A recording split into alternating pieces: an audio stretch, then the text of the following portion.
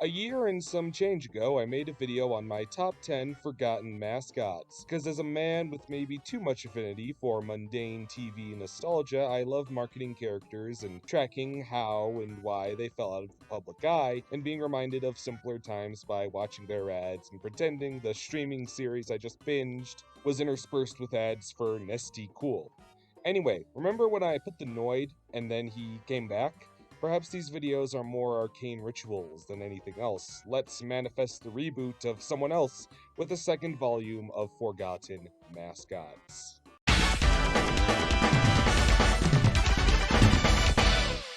Cheeseosaurus Rex here was a mascot for Kraft Mac and Cheese, and I think he didn't survive to this day like a lot of his peers because mac and cheese might be the product children need the least convincing to make them beg their parents for. And even before Cheeseosaurus went extinct, I think they kind of knew that because Cheeseosaurus was always more of a medium for whatever Kraft was collaborating with.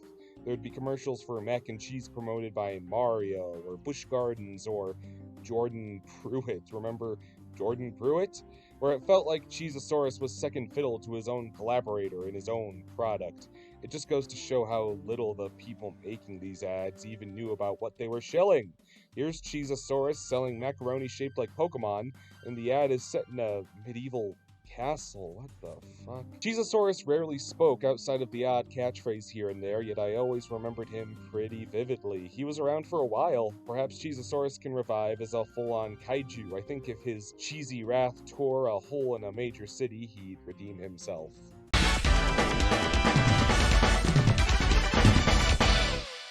Introducing the Dairy Queen Waffle Bowl Sundae. What I wouldn't give for just one nostril. What that mouth do? It sells Dairy Queen. It felt like a pretty solid chunk of years that sometimes over the course of a commercial break, the viewer would be accosted to a black void where the unnamed Dairy Queen lips would tell you how badly it wants to sink itself in the new DQ products hot and cold. Hey, I just drank like 6 mint mocha lattes at Dairy Queen. It's got coffee in it. Yeah, coffee. And DQ soft serve. It's good. Really good. They also have other flavors too, like hazelnut, caramel, and mocha. I suppose truly nothing could represent carnal hunger more than a set of disembodied lips, and for such a facetious personality, I think he lands on the more positive end of forgotten mascots in my book, even if they sometimes lean in on him being a tad bit cursed. Wanna buy a box of Thin Mint? For a brand with a name as specific as Dairy Queen, there's never been a literal Dairy Queen. Maybe they saw into the future of the infamy of the Burger King and even then opted for Eldritch Lips.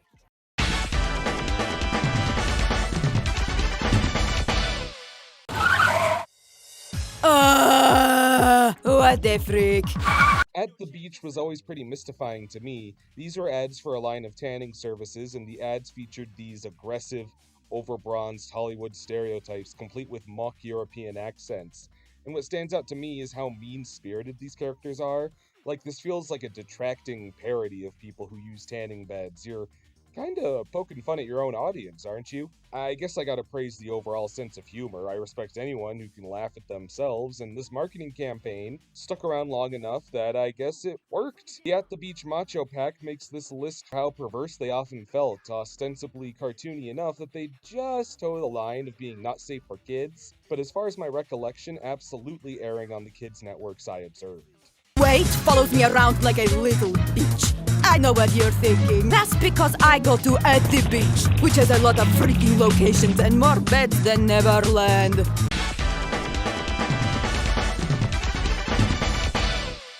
Listen, I generally hate being reminded of Christmas outside of the cold months because all it does is remind me how far away Christmas is, but these two couldn't go without mention. You see what I do for you people?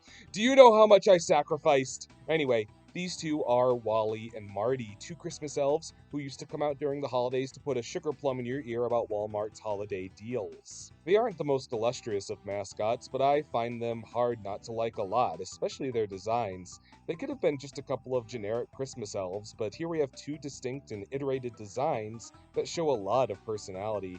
I think as a kid you're so anxious for Christmas to turn out just as you imagined that it helps that there's a character archetype devoted to the quality control and supply of everything you're so excited for. I have to imagine I'm the only one with any kind of notable nostalgia for these little guys, but in my defense, ever since they left the public eye, popular perception of Christmas elves has truly nosedived. I mean, just look at their representative today.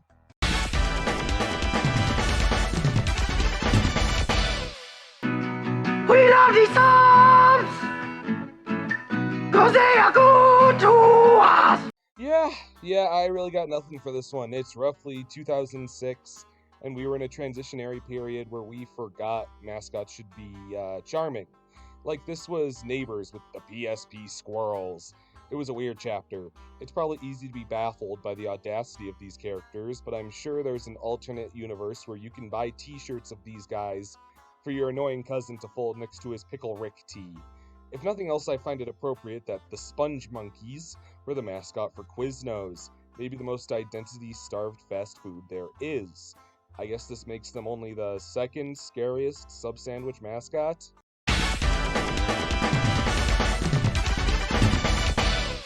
The Geico Gecko is to this day so ubiquitous it's weird to think he ever shared the spotlight. But you may not recall that for a time, nearly as recognized if not more so than he is, were the Geico Cavemen. It's so easy to use Geico.com, a caveman could do it. What? A deconstruction of snappy mascots and slogans, these characters felt offended by Geico's campaign, boasting it's so easy a caveman could do it. And basically every commercial was watching these ironically articulate Neanderthals endure a microtransgression. This is a little less fun to watch as a lucid and socially cognizant adult. Well, it's just a commercial. Okay. Well, what if it said, so easy a therapist can do it? I feel like a lot of the mascots in these videos are just weird little tick marks that maybe only I remember. But there's also the small subsets of mascots who felt unstoppable before they just vanished. And the cavemen had their own sitcom that got put out to pasture before it even learned to walk. The cavemen didn't last much longer. Relics of a bygone era, just like their design archetype.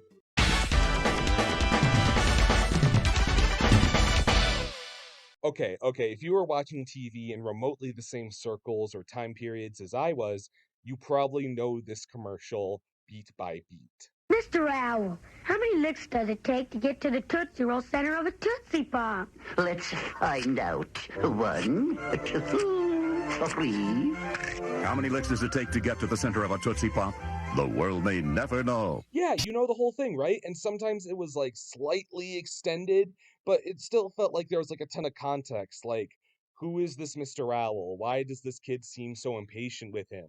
I only recently dug up that the commercial we were fed as kids is only the tail end of a much older, much longer ad. Behold. Mr. Cow. Yes? How many licks does it take to get to the Tootsie Roll center of a Tootsie Pop? I don't know. I always end up biting. Ask Mr. Fox, for he's much cleverer than I. Mr. Fox, how many licks does it take to get to the Tootsie Roll center of a Tootsie Pop? Why don't you ask Mr. Turtle, for he's been around a lot longer than I. Me? I'd bite. Mr. Turtle, how many licks does it take to get to the Tootsie Roll center of a Tootsie Pop? I never made it without biting. Ask Mr. Owl, for he is the wisest of us all. Mr. Owl, how many licks does it take to get to the Tootsie Roll center of a Tootsie Pop? A good question. Let's find out. 1, 2, 3. If there's anything I can't stand, it's a smart owl. How many licks does it take to get to the Tootsie Roll center of a Tootsie Pop? The world may never know. I knew there was more. I knew it didn't make sense that this owl was the first resort of this kid and that he's suddenly so peeved off with him. I knew it! I feel like I've uncovered the Ark of the Covenant. I've never felt so vindicted.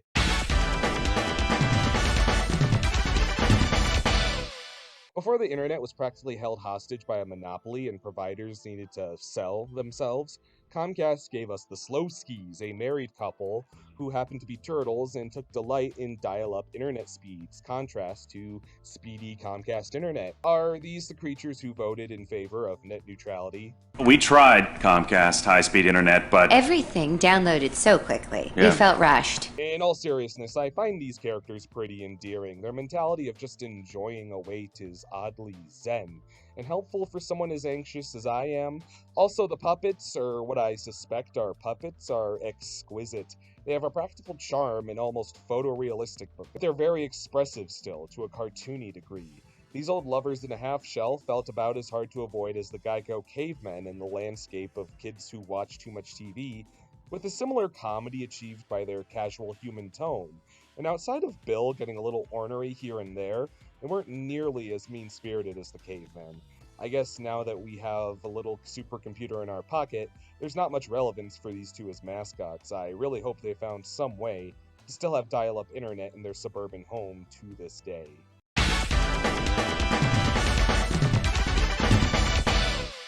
Hey, this guy. Even if you can't recall watching a Dunkin' Donuts commercial with Fred the Baker in it, you probably know his catchphrase that's squirmed into our common lexicon. Time to make the donuts. Dunkin' Donuts are always fresh. I made the donuts. Not a few kinds like the donuts. Even though the placement of characters in these videos is determined by criteria that borders on the arbitrary, Fred the Baker might actually be my favorite of this lineup.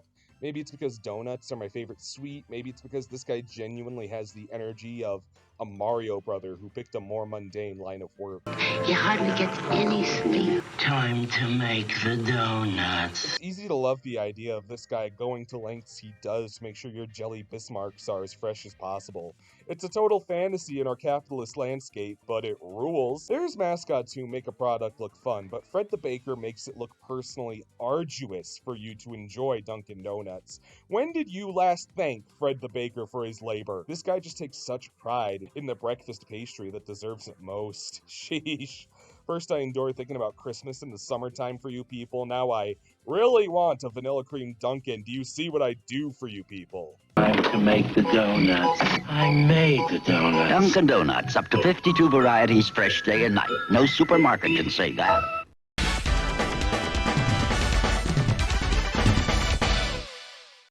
I don't know if this is in poor taste, but no other choice felt right this time. You probably know where this is going. We lost Gilbert Gottfried this spring, owner of one of the most iconic voices of all time. Making it a no-brainer, he'd do a lot of voice work, perhaps most famously...